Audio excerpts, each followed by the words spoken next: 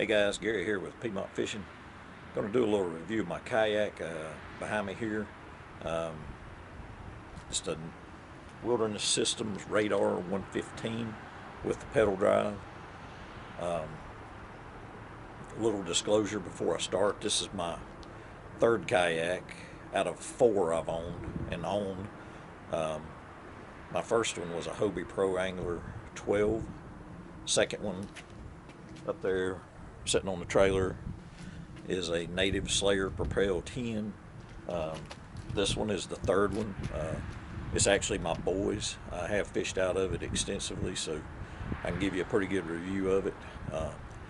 And my fourth one, which you'll see on the next video, is the Old Town MK, I believe 106, which is the Old Town with the Minn Kota trolling motor. So I'm gonna do a review on it after this one. So, but if you're looking to buy one of these, take a look at the video and use it, when you make your consideration on buying it or not.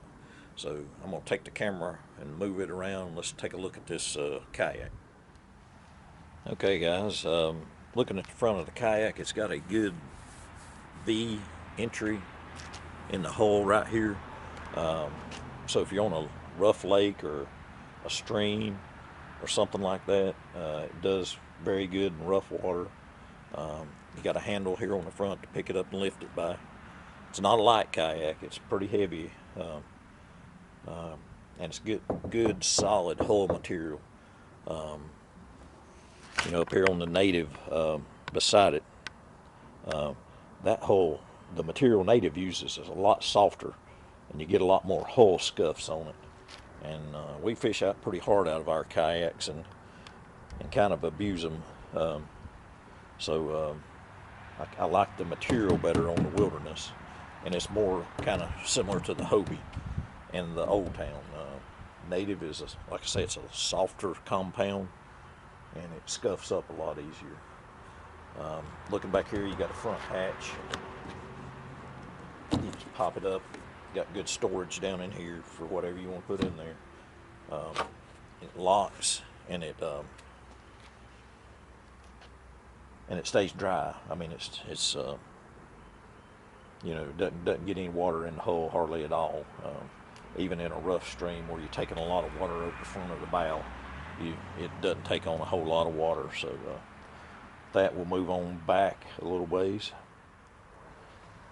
Okay, guys, we're up along the pedal drive and the flex pod that they call it right here. I'll start with the flex pod. I think that's probably one of the best features of the kayak. It lifts in and out. I mean, extremely easy. You got a latch when you got it in. If you're going in rough water or something, you just latch it in, and it stays tight in there and fit and everything. You can mount whatever depth finder you want on here. It's my boys, like I say, he's got a Ray Marine Dragonfly 4. And then got a little screw knob here. It pops up and you put your battery down inside there, so it's good convenient storage, and you can pull it out, take it, put it in your truck, whatever. Excellent design right there. Wish all kayaks had that. So I'm gonna move this on up just a little closer if I can, and we're gonna look at the pedal drive more down towards it right here. I'm gonna give the pedal drive about a 5 out of a 10 rating. It's got some flaws. And I think if you read a lot of reviews, they're probably going to say the same thing I do. It's a little weak to me compared to the Native. Still a little stouter probably than the Hobie. Not as likely to damage it. When you push it down, you just push it down like that to deploy it, and it latches in right here on down in the kayak. So, the little latch catches right there, and it goes down in the kayak, and then you just, when you get done, you deploy it up. When you get it down, these little levers here, you snap it down into place, and that's the weak link of this kayak. Extremely weak. We've had, I don't know if you can see them, these little screws. They're only about maybe 1/8 of an inch long, and they vibrated out, and I've read reports on Wilderness Systems website where people have had them strip out. That's loose right now, so that's the major design flaw of this kayak. And when you do have it latched down, you got a little foot pedal here. When you get ready to deploy it up, you just push that foot pedal in, and it unlatches it, and it goes straight up. So I'll go ahead and put it down, latch it so you can see it. Right there, it's latched. Then you can pedal. Well, it's on my trailer, so I can't pedal it, show you, but it's good quiet pedaling kayak. And then you just push that lever in, and it pops right back up. So that's the pedal drive. Oh, and I'm gonna pop it up. Hang on just a second, guys. Get the propeller lined up here,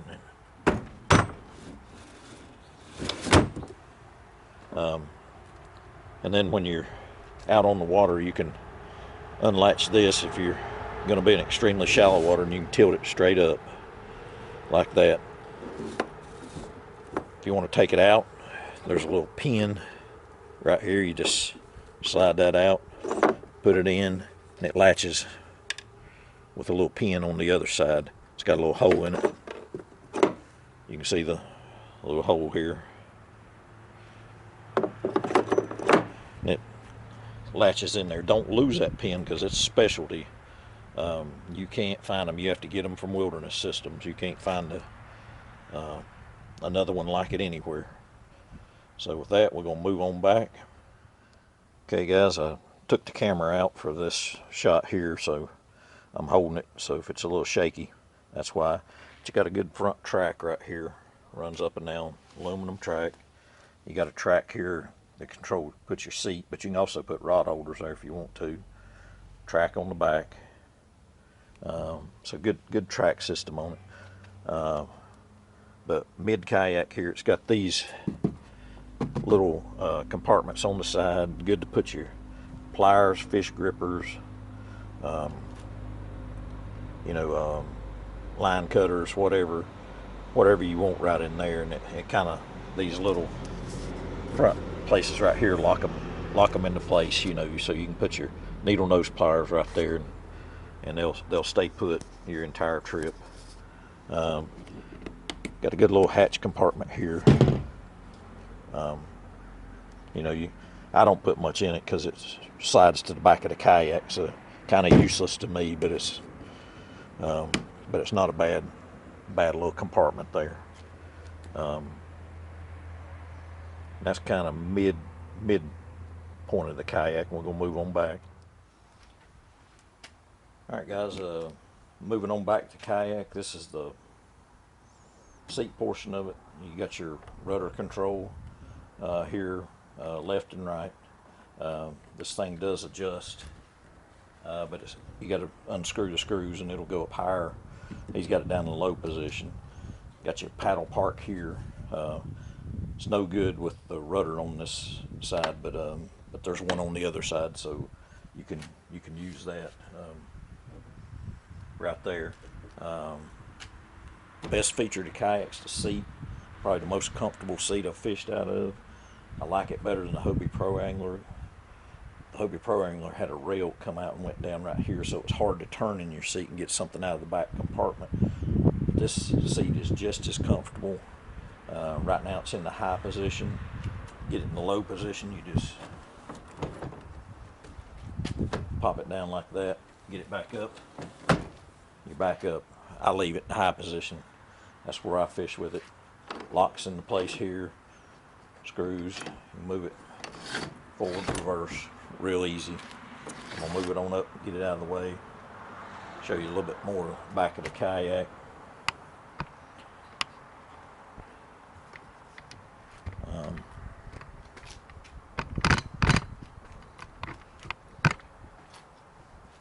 moving on back, you got a tackle tray holder right there, keeps them locked in. Also,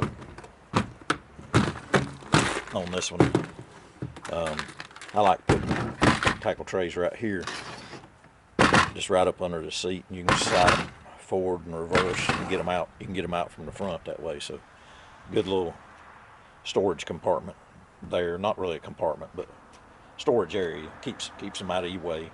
And I'm a minimalist. I don't take a whole lot of stuff with me. I'll take 3 or 4 tackle trays, and that's about it. Moving on back, it's got a good deep tank well with a good netting system to hold stuff in, but you don't really have any problem to get anything, losing anything, because it's so deep in there. And they make a live well that goes in these, fits perfectly in there, and it doesn't come up much higher than about right here.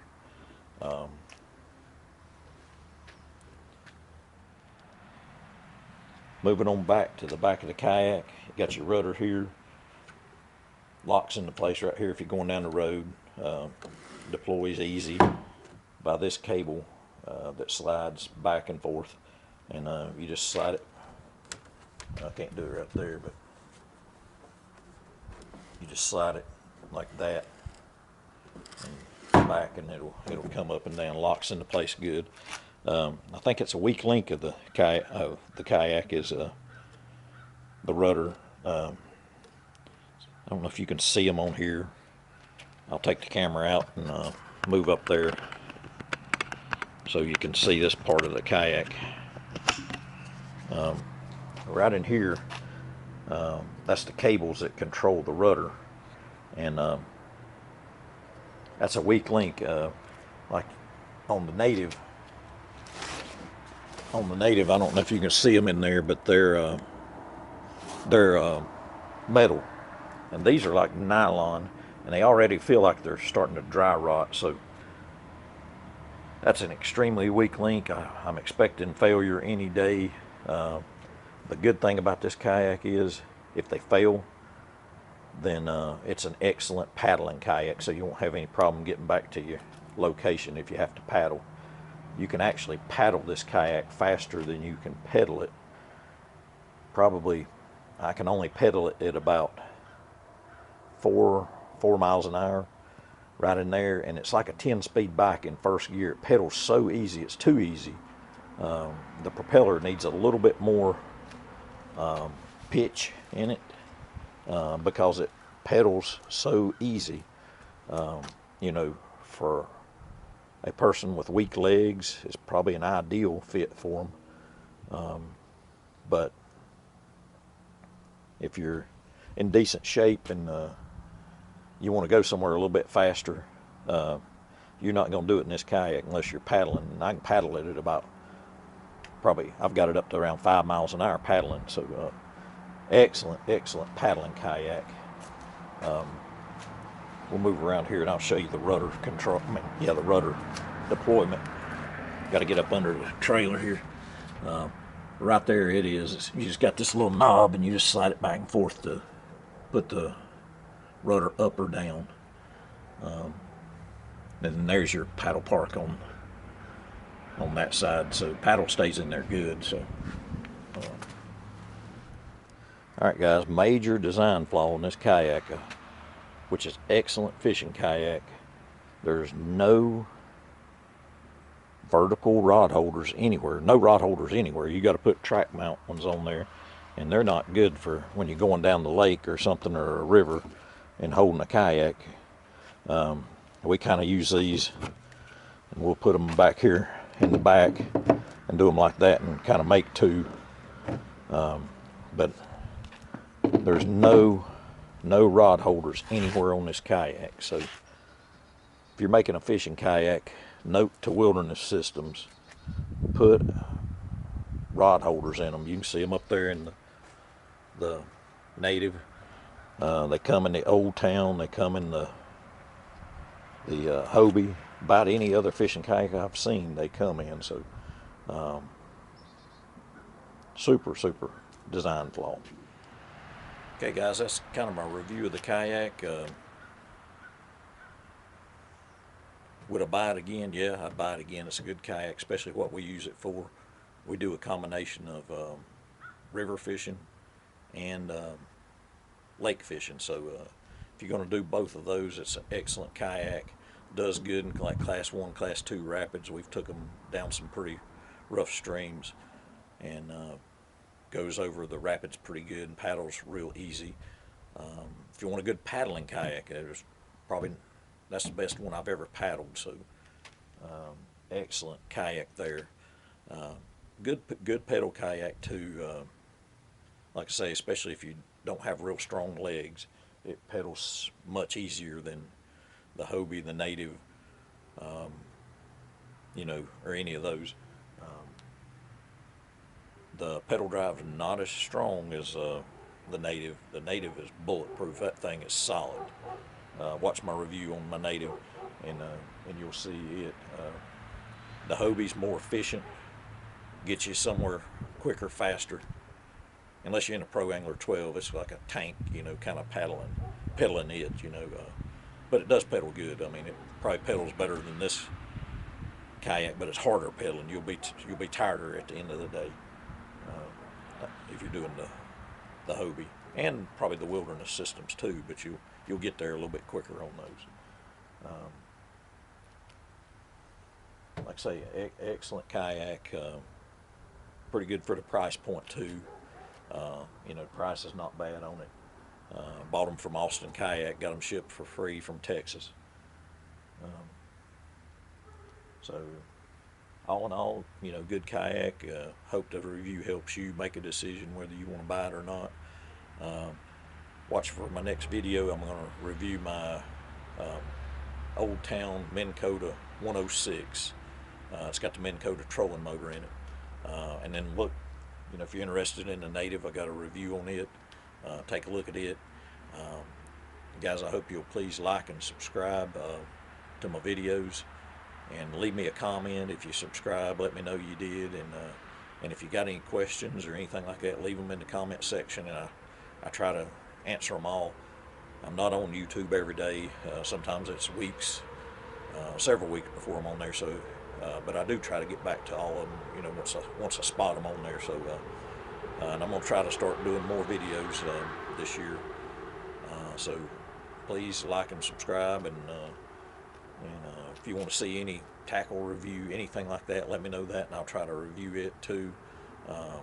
But stay tuned for the next video. If you're looking for the Old Town Minn Kota 106 and you want a good review of it, it's coming up in the next video. Thank you guys.